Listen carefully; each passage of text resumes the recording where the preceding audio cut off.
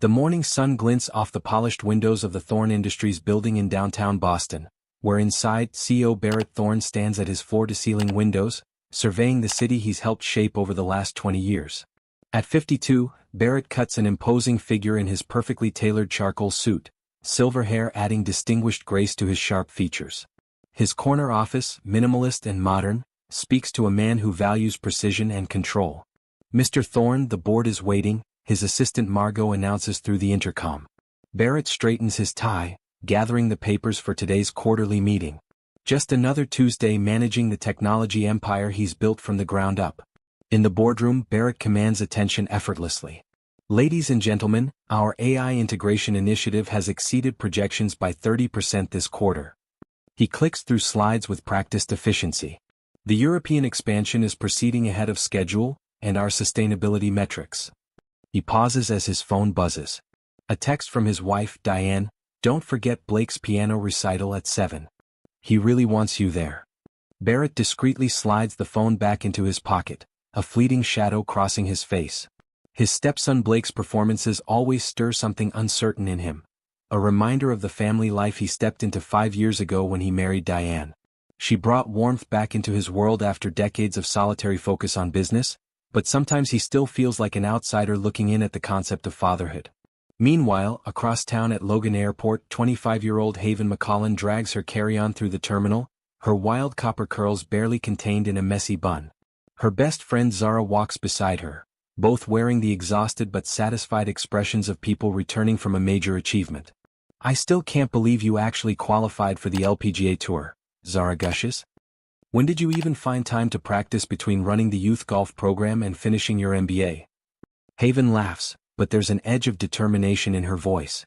"You know me, I don't do anything halfway. But this trip wasn't just about golf." She pulls a worn envelope from her jacket pocket, the paper soft from frequent handling. Inside is a photograph of a much younger Barrett Thorne at a charity golf tournament, standing next to a woman with Haven's distinctive red hair. The date stamp reads, September 1998. "Are you sure about this, Haven?" Zara asks gently. "Your mom had her reasons for never telling him about you. Opening this door. I need to know, Z." Haven's green eyes, so like her mother's, flash with resolve. "Mom's gone now and I'm tired of carrying around half my story. Besides, what are the odds he still plays at the same country club after all these years?" The odds, as it turns out, are quite good. Because while Haven is collecting her luggage, Barrett is scheduling his weekly Saturday tea time at the very same Brookline Country Club where he first met her mother 26 years ago. Some habits, like the perfect golf swing he spent decades refining, never change. But this Saturday's game will be anything but routine. It's about to shatter the carefully constructed world Barrett Thorne has built around himself, one precisely measured stroke at a time. That evening, Barrett walks into his Beacon Hill brownstone just as Blake finishes his final piano piece. The applause from the small gathering of family friends feels like an accusation. Diane's disappointed gaze cuts deeper than any shareholder criticism ever could. "I caught the last minute," Barrett offers weakly, but Blake is already disappearing upstairs, his shoulders slumped. At 13 he's at that precarious age where every parental misstep leaves a mark. Later, after the guests have gone, Diane finds Barrett in his home office, reviewing acquisition reports. "He practiced for weeks," she says quietly. "This isn't about the recital, Barrett. It's about showing up, being present." Barrett sets down his tablet, running a hand through his silver hair. The European deal is at a critical phase. "If we don't dash," he stops, seeing the familiar resignation in his wife's eyes. It's the same look she wore when he missed Christmas dinner for an emergency board meeting, when he took calls during Blake's baseball games, when he scheduled a business trip over their anniversary. "Sometimes I wonder if you know how to be anything but a CO, Diane says, her voice gentle but firm. "There's a whole life happening right here, but you're always looking past it to the next deal, the next milestone." The words hit closer to home than she knows. Barrett's mind drifts to another time, another life he looked past. Summer of '98, fresh off his first successful startup exit, riding high on ambition and the certainty that nothing could be more important than building his empire. Cassidy Haven's mother, though he doesn't know about Haven yet, had understood his drive, shared it even. Their whirlwind romance on the golf course had been perfect until she'd gotten that fellowship offer in Scotland. He'd been so focused on his next venture, so sure they'd have time later. Across town in her newly rented Cambridge apartment, Haven unpacks her tournament gear while FaceTiming with her Aunt Whitney, her mother's younger sister. I found the club membership lists online, Haven explains, arranging her golf clubs with practiced precision. He's still there, Aunt Whit? Every Saturday morning like clockwork. Whitney's concern radiates through the screen. Your mother? She wanted to tell him, you know. After she found out she was pregnant in Edinburgh.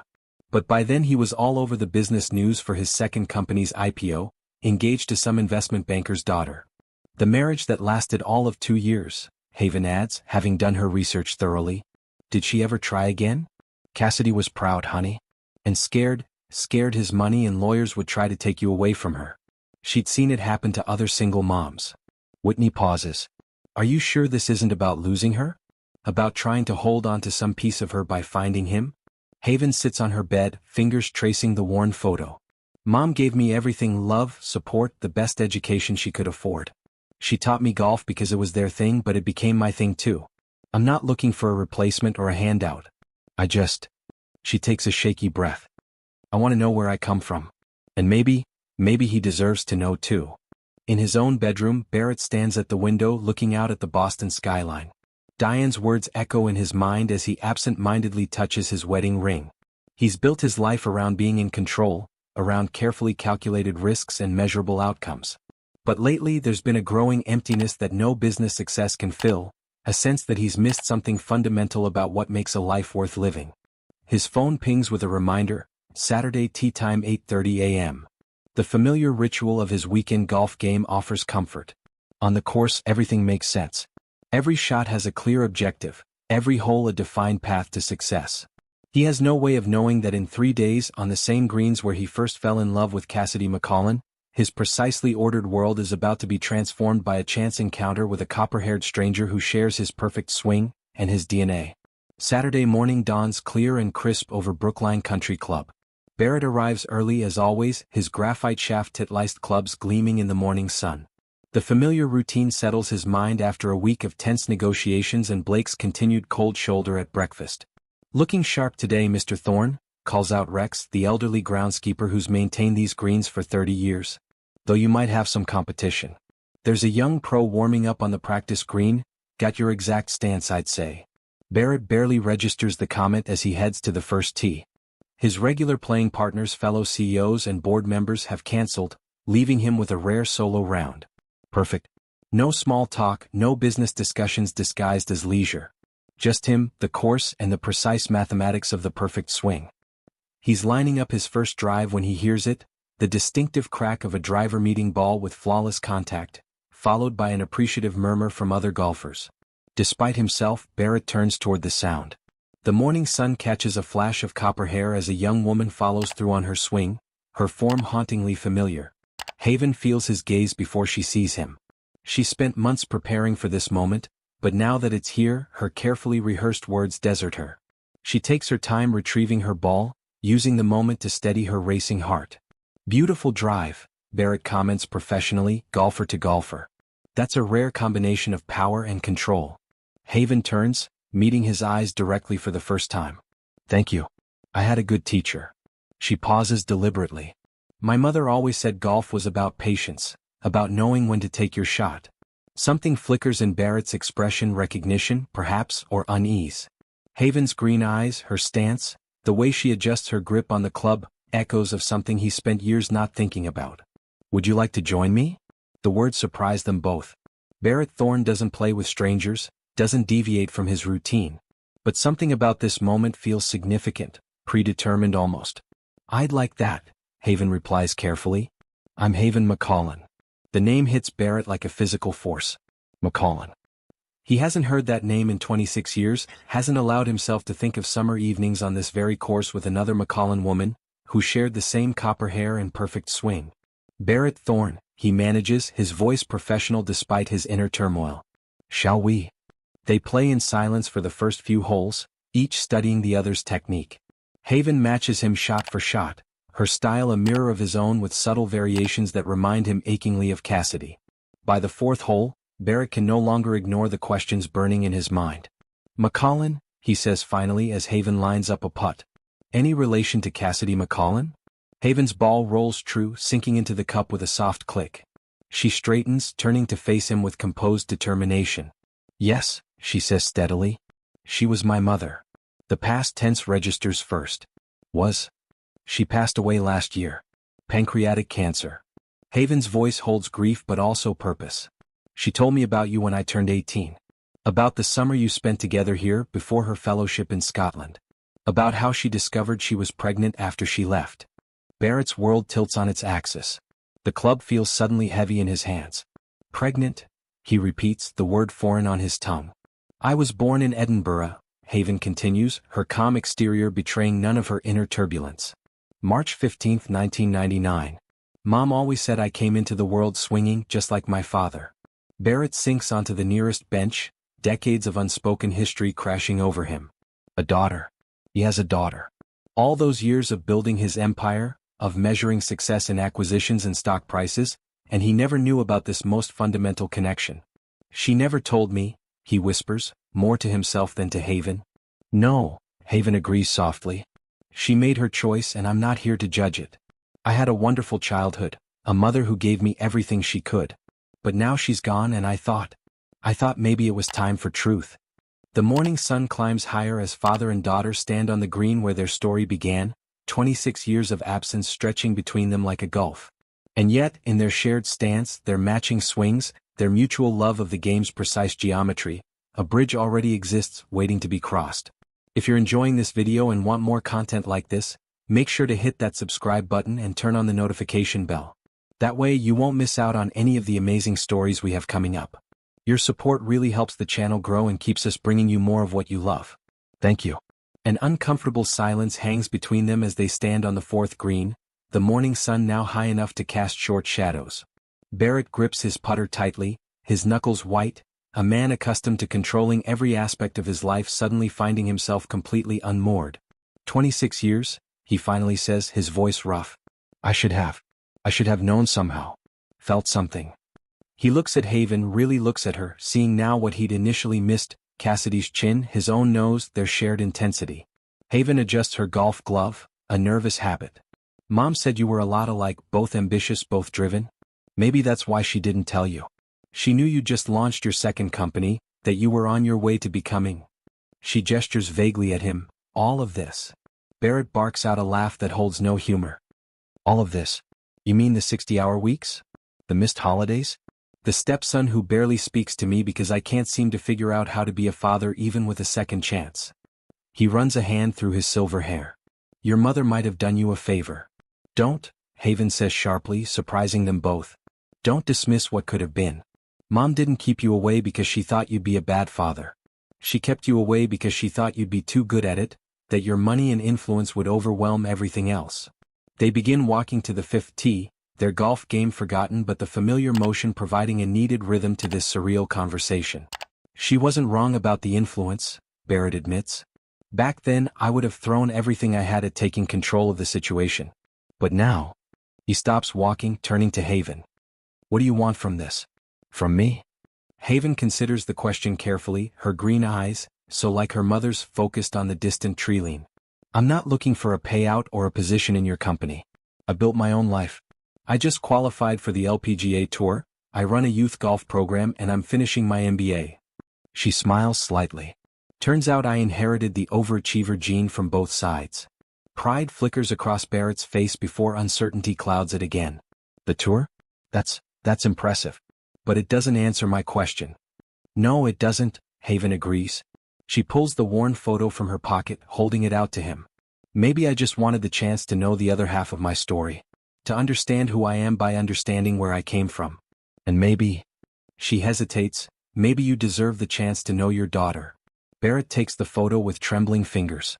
The younger version of himself stands frozen in time, grinning at the camera with his arm around Cassidy, both of them holding golf clubs, both of them radiating the kind of happiness he'd forgotten he was capable of feeling. I have a daughter, he whispers, testing the weight of the words. Then louder, with a hint of wonder, I have a daughter who plays professional golf. And you have a dinner reservation tonight, Haven says firmly. I think we have 26 years of catching up to do, and this isn't the place for it. Barrett glances at his phone automatically, 3 missed calls from the office, 2 urgent emails about the European deal. For the first time in decades he swipes them away without reading them. There's a restaurant in Back Bay Bellora. 7 o'clock. Haven nods, shouldering her golf bag. I'll be there. And Barrett? She pauses, using his first name deliberately. Thank you for not running away. As she walks away, Barrett stands rooted to the spot, the old photo in his hands, watching his daughter's copper hair shine in the morning sun. His phone buzzes again, Diane probably wondering why he isn't home yet. How does he even begin to explain this? 26 years of certainty about who he is and what matters most have just been upended on the same golf course where his life first took its sharp turn away from Cassidy McCollum. He looks down at the photo again, at the carefree smile he barely recognizes on his younger face. Somewhere between that moment and now, he'd lost something essential, something that perhaps, through this unexpected second chance, he might finally begin to recover. Bellora Restaurant glows warmly in the evening light, its elegant interior a fitting backdrop for what might be the most important dinner of Barrett Thorne's life. He arrives 20 minutes early, something he hasn't done since his first date with Diane. The maitre d' leads him to a private corner booth where he can see the door, can watch for that flash of copper hair that still seems like something from a dream. His phone buzzes. Diane, everything okay? You've been quiet since you got home. Barely said 2 words at lunch. He stares at the message, thumbs hovering over the keyboard. The truth sits heavy in his chest, demanding to be spoken, but not like this. Not in a text. Haven arrives precisely on time, having changed from golf attire into a sleek navy blazer and black pants. Professional, polished, so much her father's daughter without even trying to be. She slides into the booth with athletic grace and for a moment neither speaks. I ordered a bottle of wine, Barrett finally says. Then remembered I don't know if you drink wine. Red's fine, Haven replies, then adds with a hint of a smile, Mom always said you had excellent taste in wines. And terrible taste in ties. Barrett glances down at his crimson tie and laughs, a genuine laugh that surprises them both. She wasn't wrong about either. Cassidy. He pauses, testing the name he hasn't spoken in decades. She had a way of being right about people. Tell me about her? Haven asks softly. About the two of you? I know her version, but... The wine arrives, giving Barrett a moment to gather his thoughts. We met right there on that golf course. I was showing off, trying to drive the ball further than anyone needed to. She walked right up, borrowed my club and outdrove me by 20 yards. His eyes grow distant with memory. She was brilliant, finishing her PhD in international economics, already had job offers from 3 different think tanks. Golf was her escape from the academic pressure, just like it was my escape from startup stress. Mom said you spent every weekend that summer on the course. Every weekend and most evenings too. We'd play until we couldn't see the balls anymore, then sit in the clubhouse planning how we'd change the world. Barrett swirls his wine, watching the light catch it. When she got the fellowship offer from Edinburgh, I told her to take it. Told her we'd figure it out. But I was so consumed with my company's expansion. And she never told you about me, Haven finishes.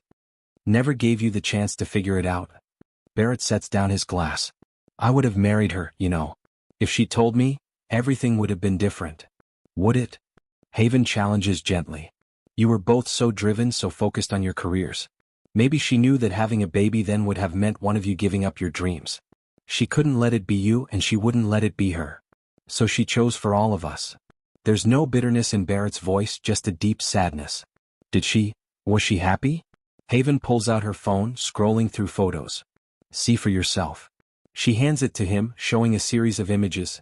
Cassidy and young Haven on various golf courses, at graduations, holidays, ordinary moments made extraordinary by the obvious love between them. In every photo, Cassidy's smile radiates the same warmth Barrett remembers. She built an amazing life, Haven continues. Became a respected professor, raised me on her own, never missed a single one of my tournaments. Even when she got sick. Haven's voice catches. She never stopped being the strongest person I knew. Barrett hands back the phone, his throat tight. She gave you everything I missed. All the moments I should have. He stops, his phone buzzing again. Diane, Blake asking if you're coming to his game tomorrow. Reality crashes back in. Haven, there's something you should know. I'm married. I have a stepson. They don't.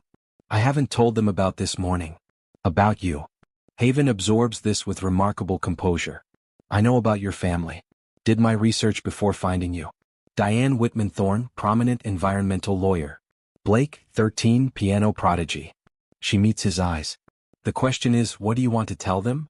Before Barrett can answer, the dining room's quiet atmosphere is shattered by a familiar voice. Barrett? I thought you had a late meeting at the office. They both look up to see Diane standing by their table, her expression shifting from surprise to confusion as she takes in the scene. Her husband having an intimate dinner with a young woman she's never seen before. But it's not suspicion that crosses her face, it's recognition.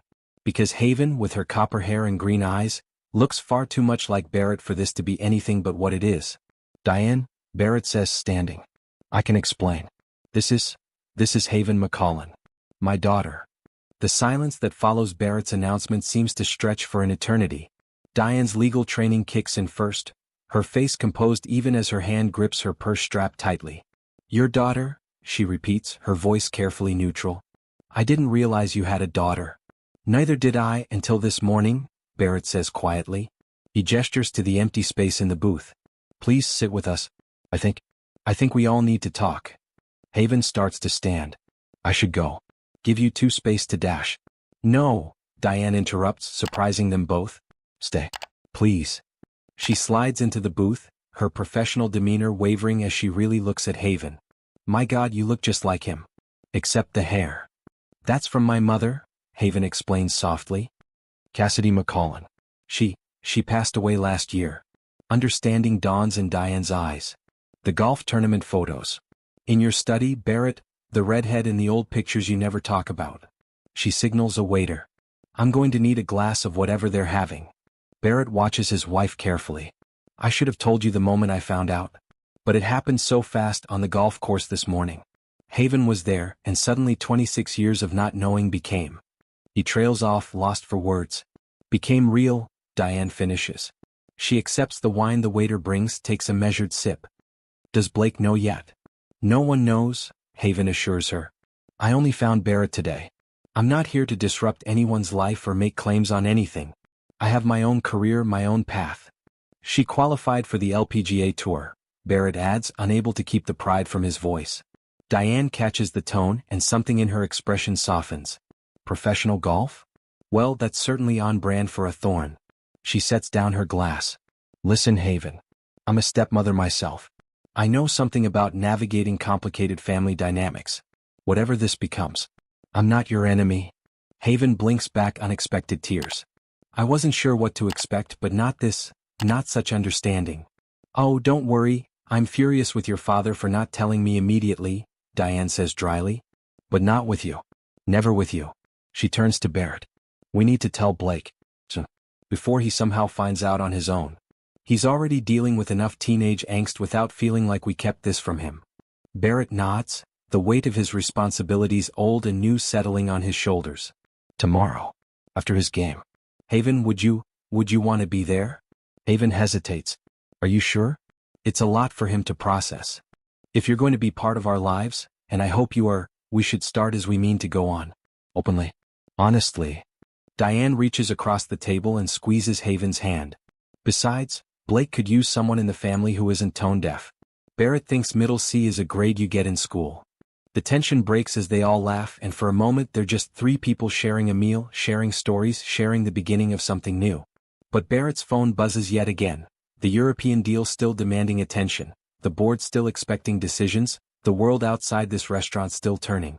You should take it, Haven says, recognizing the familiar conflict on his face. I know what it means to build something you're proud of. Mom taught me that, watching you both from afar, seeing how drive and dedication shaped your successes. Barrett silences the phone without checking it. Some things are more important than business deals. I'm starting to remember that. He looks between his wife and his newfound daughter, seeing the possibility of a fuller life than he'd imagined possible this morning. I think it's time I learned how to balance it all better. Well, Diane says, raising her glass. To new beginnings. And to Cassidy McCollin, who gave us all an unexpected gift, even if it took 26 years to unwrap it. As they clink glasses, the evening light soft around them, Barrett realizes that for the first time in decades, he feels truly present in the moment. Not thinking about the next meeting, the next deal, the next milestone. Just here, with his expanding family, discovering that sometimes the best things in life are the ones you never planned for. If you're enjoying this video and want more content like this, make sure to hit that subscribe button and turn on the notification bell. That way you won't miss out on any of the amazing stories we have coming up. Your support really helps the channel grow and keeps us bringing you more of what you love. Thank you. Sunday afternoon finds Barrett pacing the living room of their Beacon Hill home, his usual confident stride replaced by nervous energy. Blake's baseball game ended 20 minutes ago. Any moment now he and Diane will walk through the door. Haven sits on the edge of an armchair, her own tension visible in the way she repeatedly smooths her jeans. Maybe I should wait upstairs, she suggests again. Let you tell him first. Barrett shakes his head. No more hiding. No more half-truths. He stops pacing, facing Haven. Though I have no idea how to say this. Hey son, remember how you wanted a sibling? Surprise, here's your adult half-sister. Probably not those exact words, Haven says with a small laugh that does little to hide her nervousness. The sound of keys in the door silences them both. Blake enters first, still in his baseball uniform, his face flushed with victory. Dad. You missed it, I hit a double in the ninth and... He stops, registering Haven's presence. His teenage radar for parental weirdness instantly activates. What's going on? Diane enters behind him, giving Barrett an encouraging nod. Honey, come sit down. There's someone we'd like you to meet. Blake approaches cautiously, dropping his sports bag. His eyes dart between the adults, picking up the tension. Am I in trouble? Because if this is about the chemistry test, I can explain dash. You're not in trouble, Barrett assures him quickly, filing away the chemistry test comment for later. Blake, this is Haven McCollin. He takes a deep breath. She's my daughter. Your half-sister. Blake's face goes through a rapid series of emotions, confusion, disbelief, understanding as he looks at Haven's features, then something harder to read. How? He demands. Since when? I just found out yesterday, Barrett explains. It's a long story from before I met your mom, even before my first marriage. Haven's mother and we were together 26 years ago, but we lost touch before she knew she was pregnant. 26 years? Blake repeats, sinking onto the couch. So you're like, old. Haven laughs, genuine this time. Ancient. Practically prehistoric. I'm 25. And you just decided to show up now? There's an edge to Blake's voice that makes all the adults wince. Blake, Diane warns, but Haven holds up a hand. It's a fair question, she says. My mom passed away last year. She'd kept the secret all my life, trying to protect everyone involved. After she died, I started thinking about family, about knowing where I came from. I found your dad yesterday completely by chance at the golf course. The golf course, Blake mutters. Of course.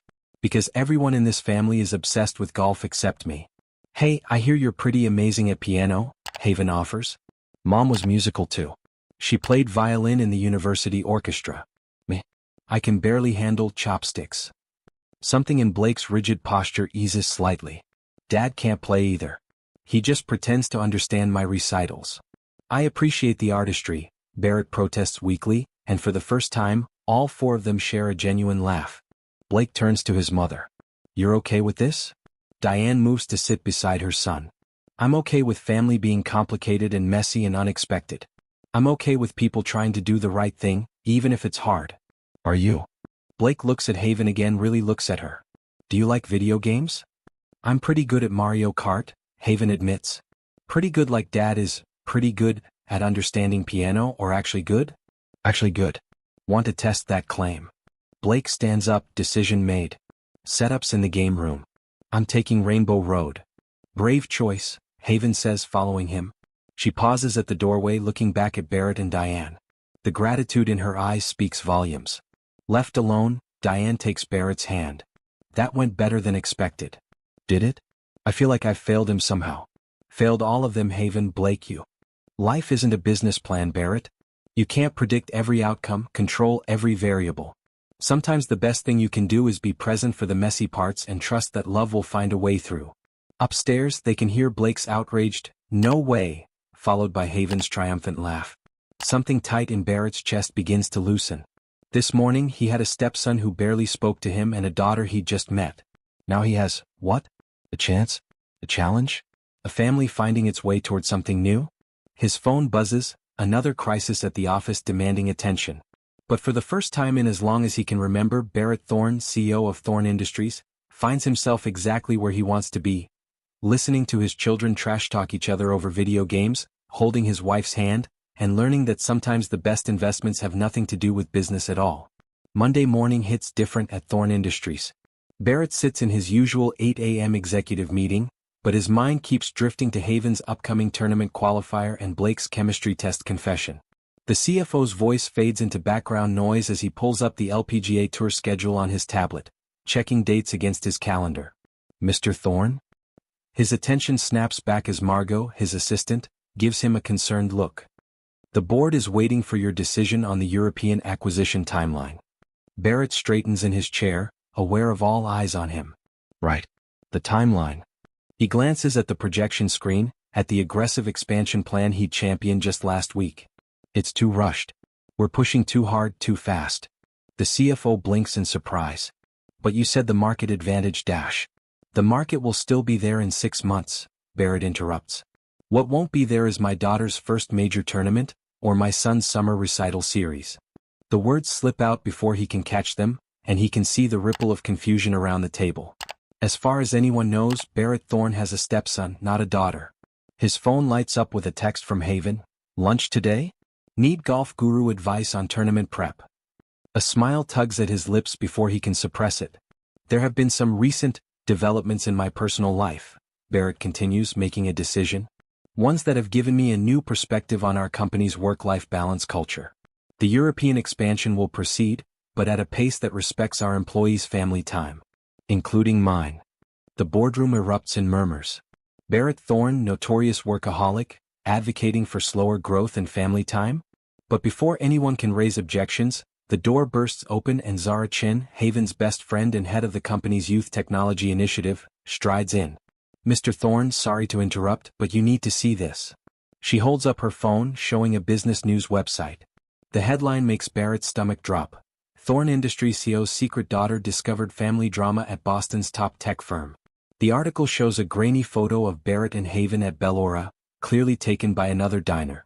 The story spins their private family moment into corporate drama, questioning Barrett's judgment and Haven's sudden appearance in his life. It's trending, Zara adds quietly. Haven's already getting calls from reporters at the golf club. Barrett stands, his chair scraping back. Meeting adjourned. Margot, get PR in here now. And call Diane, she'll want to handle this from a legal standpoint. He turns to Zara. Where's Haven?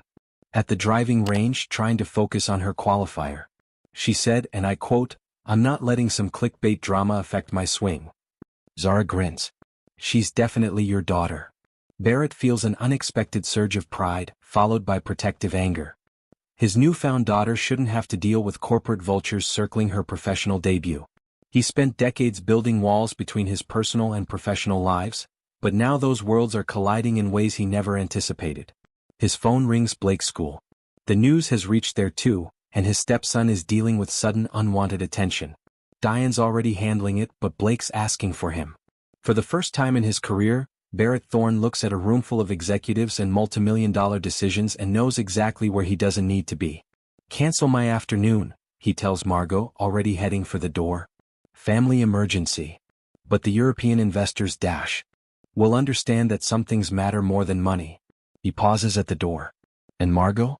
Update my contact information. Add Haven McCollin as my emergency contact. It's time everyone knew exactly who my family is. As he strides through the office, Barrett can feel the stares, hear the whispers. His carefully controlled public image is cracking, revealing something messier but more authentic underneath. The polished CEO is becoming simply a father, one trying to protect his children while learning how to be present in their lives. His phone buzzes again with a group text from Diane. Family dinner tonight. All of us. No phones, no press, no drama. Just pizza and maybe that Mario Kart rematch Blake's been demanding. Barrett smiles, typing back one word, perfect. 26 years of living for the next business deal, and suddenly he can't wait for a chaotic family dinner with his expanded, complicated, beautiful family. The European deal can wait. His daughter's swing needs perfecting, his son needs defending, and Barrett Thorn is finally learning what it means to be rich in things that can't be measured by stock prices. The next few days pass in a whirlwind of press statements and family adjustments. Haven's apartment becomes a temporary sanctuary from the media circus, with Barrett and Diane handling reporters while she focuses on tournament prep. But it's Blake who surprises everyone by becoming Haven's fiercest defender. Did you see what I did to that guy's Twitter thread? Blake announces proudly at breakfast, showing Haven his phone. He tried to say you were some gold digger, so I posted that video of you crushing it at the Phoenix Open qualifier. Totally ratioed him. My teenage stepbrother is my social media bodyguard. Haven laughs, ruffling his hair as she passes. Who would have thought? Hey, only I get to mess with my sister, Blake declares, then freezes, realizing what he's just said. The word, sister, hangs in the air, new and significant. Haven's eyes get suspiciously bright. Thanks, kid. She clears her throat. Now, wanna help me practice? I need someone to record my swing. Can't, Blake says, grabbing his backpack. Got that chemistry retest. But Dad's taking the morning off to help, right, Dad? Barrett looks up from his tablet where he's reviewing Diane's carefully crafted press statement. His first instinct is to say no, he has 3 crisis meetings scheduled. But then he sees Haven trying not to look hopeful, sees Blake watching him expectantly. Right, he says, closing the tablet. The course opens at 9. We'll work on that slight pull in your drive. Haven raises an eyebrow. You noticed that? I notice everything about how my kids play, Barrett says simply, and watches as Haven's face lights up at the casual inclusion.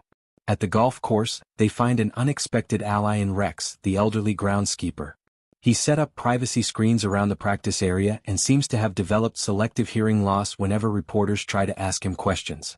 Reminds me of your mother, Rex tells Haven as she practices her swing. She had that same look when she was focusing. Like nothing in the world existed except her and the ball. Barrett, standing nearby, feels a familiar ache at the mention of Cassidy. She would have been proud, he says softly. Of everything you've become. Haven pauses mid-swing. You know what's weird? She was. Even knowing who my father was, what I might be missing. She never let me feel like I was missing anything at all. She turns to Barrett. But now that I have this too, have you, I realize you can be complete and still have room to be more. Their practice session is interrupted by Zara arriving with lunch and news. Stock price is actually up, she reports, spreading out sandwiches. Apparently, the public loves the whole, CEO discovers long-lost golf prodigy daughter, angle. Pierre wants to know if you'll do a father-daughter interview. No, Barrett says firmly. Haven's story is her own. She's earned her spot on the tour through hard work, not because of her connection to me. Speaking of the tour, Haven says carefully, the qualifiers next week. I know it's short notice, but we'll all be there, Barrett promises. I've already cleared my schedule. Really? Haven's surprise makes Barrett wince, recognizing how his old self would have prioritized work. Front row, he confirms. Though Blake says we need foam fingers with your name on them. Diane's trying to talk him down to regular golf etiquette. Haven laughs, then sobers. You know the press will be all over it. Thorn Industries CEO and newly discovered daughter make first public appearance, that kind of thing. Let them talk, Barrett shrugs. I've spent 26 years missing my daughter's moments. I'm not missing any more because of what people might say. A comfortable silence falls as they eat, broken only by the soft thwack of other golfers practicing nearby. Haven's phone chimes with a text from Blake. Aced the retest. Coming to join practice. Can we get pizza again? He's going to get tired of us eventually, Haven muses. Right now it's all new and exciting, but don't bet on it, Zara interrupts. That kid has been texting me for insider stories about you all week. He's already added golf champion's brother to his Instagram bio. Barrett watches his daughter laugh with her best friend, sees his son's enthusiasm for this expanded family, feels the rightness of all these pieces falling into place. The media circus doesn't matter. The board's whispers don't matter. What matters is this moment, this family, this second chance to get things right. Later that evening, as they all gather for another family dinner, pizza, as requested, Barrett looks around the table. Blake is showing Haven his latest piano piece on his phone while Diane adds her own legal commentary to their ongoing Mario Kart rivalry debate. It's noisy, it's chaotic, and it's nothing like the carefully ordered life he used to pride himself on maintaining. It's perfect. If you're enjoying this video and want more content like this, make sure to hit that subscribe button and turn on the notification bell. That way you won't miss out on any of the amazing stories we have coming up. Your support really helps the channel grow and keeps us bringing you more of what you love. Thank you. The morning of Haven's LPGA qualifier dawns clear and crisp. She stands at the first tee, trying to focus on her pre-shot routine while aware of the unusually large crowd gathered for a qualifying round. News of the Thorn family story has drawn more than just the usual golf enthusiasts. Remember, Barrett says quietly beside her, having earned the right to be her caddy through a week of dedicated practice sessions. It's just you and the ball. Everything else is just noise. Haven adjusts her grip, smiling slightly. Mom used to say the exact same thing. She taught us both well, Barrett replies, then steps back to give her space.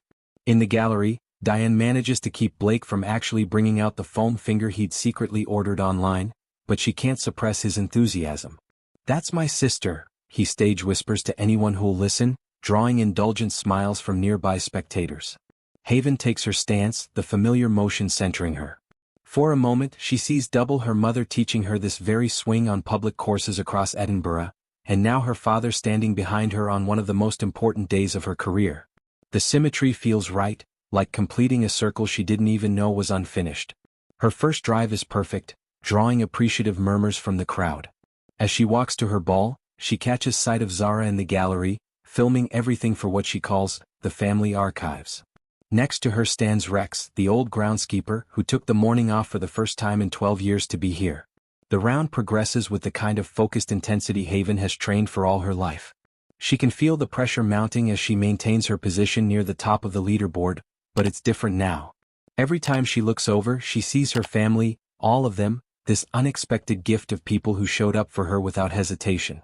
On the 15th hole, a challenging par 4, Haven's approach shot catches a bad bounce, landing in a bunker.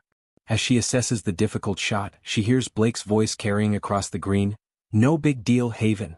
Just like Mario Kart Rainbow Road, sometimes you gotta power through the tough spots." Several officials look scandalized by this breach of golf etiquette, but Haven has to bite her lip to keep from laughing. She catches Barrett's eye, sees him fighting his own smile. "The kid's not wrong," he murmurs, handing her the sand wedge. Haven takes a deep breath, remembering countless practice shots with her mother, recent coaching sessions with Barrett, even Blake's surprisingly insightful gaming analogies. She opens her stance slightly, an adjustment Barrett suggested during their practice, and executes the shot perfectly. The ball rolls to within 3 feet of the pin. As she sinks the par putt, maintaining her position on the leaderboard, Haven realizes something profound. She's not just playing for herself anymore, or for her mother's memory. She's playing for this whole crazy, beautiful family that came into her life through a chance encounter on a golf course. Walking to the 16th tee, Barrett quietly hands her a water bottle. "Your mother and I used to dream about changing the world," he says softly. "Looking at you now, I think maybe she did, just not in the way either of us expected."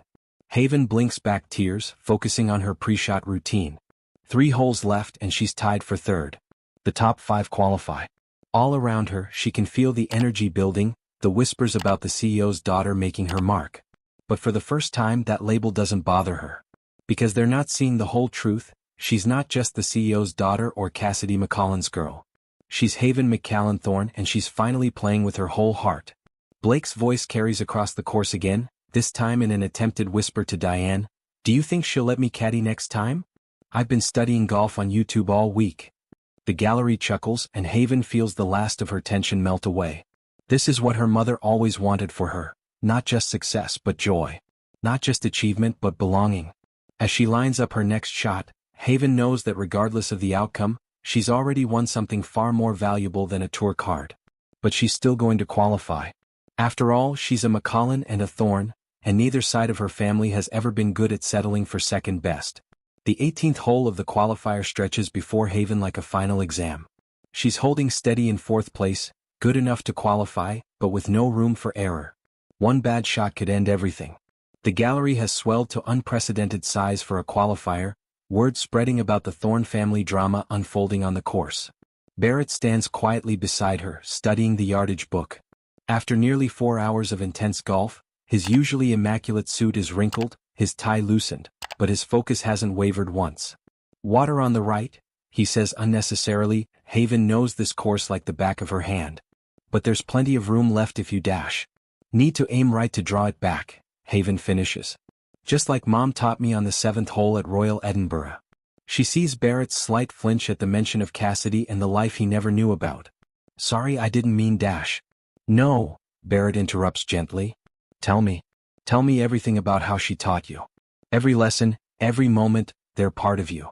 Which makes them part of me too now." Before Haven can respond, a commotion near the gallery rope draws their attention. Blake is engaged in what appears to be a heated whisper argument with a reporter who's trying to take photos. "Young man," the reporter is saying, "this is a public event dash. And this is my sister's big moment," Blake fires back, purposely standing in the camera's sight line. "So maybe try focusing on her golf instead of your clickbait family drama story?" Diane moves to intervene, but Haven beats her to it. "Hey Blake," she calls out. "Want to help me read this putt when I get on the green? I could use those geometry skills you've been bragging about." Blake's face lights up as the reporter forgotten. "Really? But isn't that against the rules?" "Special exception for qualifying rounds," Haven grins. "As long as Dad approves of my caddy consultant?" Barrett makes a show of considering it. "Well, he did ace that math test last week." The gallery chuckles, tension broken. Even the officials hide smiles. Haven turns back to her shot with renewed focus, the support of her family old and new settling around her like a favorite golf glove. Her drive is perfect, splitting the fairway. As they walk to her ball, Barrett matches his stride to hers. "Your mother would be so proud," he says quietly. "Not just of your golf but of how you've handled everything, the media, the pressure, this whole impossible situation." "She'd be proud of you too," Haven replies. "For opening your heart to this crazy new reality. For showing up, really showing up, even when it meant changing everything about how you live your life." They reach her ball, and Haven pulls out her 7-iron without hesitation. The pin is tucked behind the water, a classic risk-reward scenario. From the gallery, she hears Zara's sharp intake of breath. Her best friend knows this is the kind of shot Haven sometimes overthinks. But not today. Today, Haven feels the perfect convergence of everything that's brought her here: her mother's teaching, her father's support, her brother's unshakable faith, her stepmother's quiet strength. She takes her stance, remembering Cassidy's voice, "Trust your swing, love. It knows the way." The ball soars against the late afternoon sky, a perfect arc that draws gasps from the crowd. It lands soft, catches the slope, and rolls to within 5 feet of the pin. A birdie here will lock in her qualification. As they walk toward the green, Barrett suddenly stops. "Haven," he says, his voice rough with emotion. "Whatever happens next, that shot right there. That's the moment I'll remember. Not because it was perfect but because I got to be here to see it." Haven blinks back tears as Blake runs up, already talking about angles and break. "See, if you factor in the green speed and the wind velocity." He's clearly making up half the technical terms, but his enthusiasm is genuine. The gallery falls silent as Haven lines up her putt. 5 feet to qualify for the LPGA Tour. 5 feet to step fully into both halves of her heritage, the focused determination of Barrett Thorne, the flowing creativity of Cassidy McCollum. She takes a deep breath, remembering golden evenings practicing with her mother, recent dawn sessions with her father, impromptu putting contest with Blake in the backyard. The putter feels perfect in her hands, her mother's old backup, recently reg-ripped by Barrett himself. The ball rolls true, never wavering from its line. When it drops into the cup with a soft clink, Haven's world explodes into sound: Blake's whoop of joy, the gallery's applause, Zara's distinctive victory whistle. But it's the quiet pride in Barrett's eyes that brings the tears, mirroring exactly how her mother used to look after a perfect round. "That's my girl," Barrett says softly, pulling her into a hug that bridges 26 years of absence. And for the first time, Haven lets herself cry, not for what she lost but for everything she's found.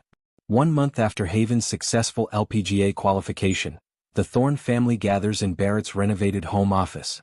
The sleek business awards that once dominated the space now share equal billing with family photos, Haven and Blake's sibling selfies, Diane's candid shots of Barrett teaching them both golf, and in a place of honor, the old photograph of Barrett and Cassidy that started it all.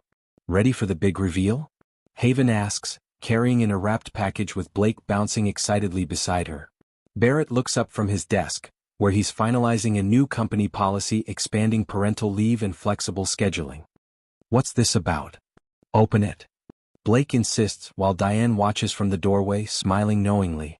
Inside the package, Barrett finds a shadow box frame containing 3 items.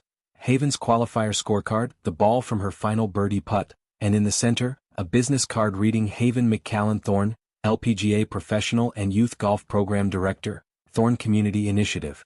"The board approved it unanimously," Haven explains, watching her father's face. "A non-profit partnership between my youth golf program and Thorne Industries, providing free golf instruction and mentorship to underprivileged kids. Mom always said golf taught life lessons." Now we can share those lessons with kids who might never get the chance otherwise.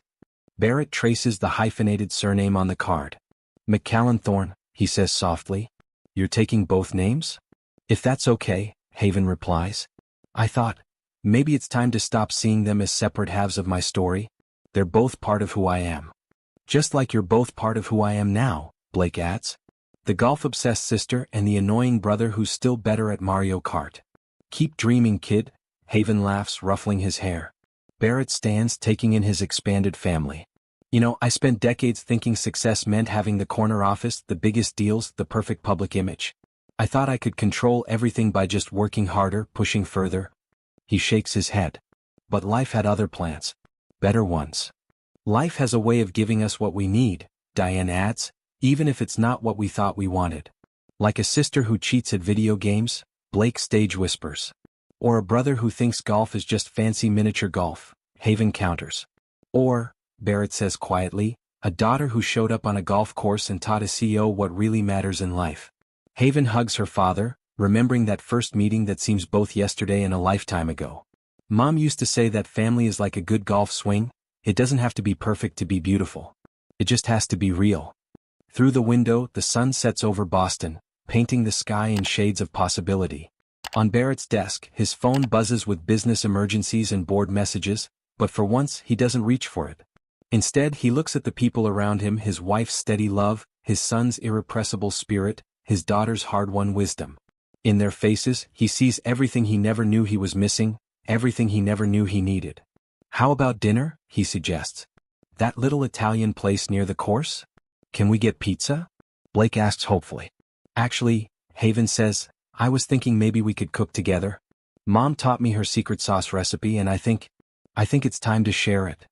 As they head to the kitchen as a family, Haven teaching Blake to chop garlic, Diane opening wine, Barrett learning that sometimes the best things in life can't be controlled or scheduled, the moral of their story hangs in the air like a perfect drive against the summer sky. Life's greatest treasures often come disguised as unexpected detours. Sometimes finding your way means getting a little lost first. And family, real, messy, complicated family, isn't about perfect scorecards or flawless performances. It's about showing up, opening your heart, and realizing that love, like a well-played round of golf, is both a skill and an art. It's about understanding that it's never too late to learn, to grow, to become more than you were.